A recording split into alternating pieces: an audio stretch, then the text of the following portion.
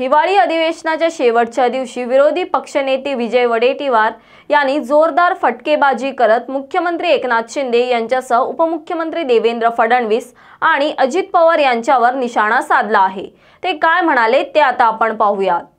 खरं तर शेवट 2-3 विषय अत्यंत महत्त्वाचे अध्यक्ष महोदय मी मांडणार आहे। अध्यक्ष महोदय, खरं म्हणजे आर्थिक बेसिस काय आली, शेवटी मी सरकारच्या आर्थिक बेसिसवर काही प्रमाणात बोललं पाहिजे, कारण हे संपूर्ण वस्तुस्थिती जी आहे अध्यक्ष महोदय ती फार आत्ताची चुकीची चालली आहे। मी खरं तर पुरवणी मागण्या पाहिल्यावर लक्षात येते अध्यक्ष महोदय, सरकार आणि आर्थिक शिस्तीचा काही संबंध राहिला का हा खरा प्रश्न निर्माण होतो राज्यामध्ये।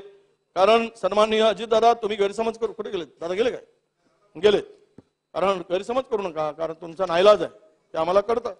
कारण यामध्ये त्यामुळे तुम्ही काहीच बोलणार नाही, पण दादा मी सांगू इच्छितो उपमुख्यमंत्री पुणे की तुम्ही हे करू शकलात दादा, हे तुम्ही करू शकला असता हे देखील राज्याला माहित आहे। पण महाविकास आघाडीच्या सरकारची चाबी तुमच्याकडे होती, एक हाती, कधीही खोला कधीही बंद करा, कोणालाही द्या कोणालाही ठेवा। आता तो राहिला नाही, आता फक्त तुम्हाला चाबी दिली आहे आणि किल्ल्या दिलेल्या नाहीत।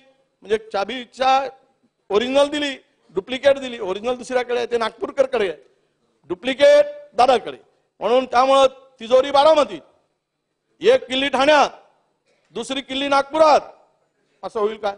विविध विषयांवरील सविस्तर तपशील जाणून घेण्यासाठी समर्थन लाईव्हला सबस्क्राइब करा व बेल बटन दाबा। धन्यवाद।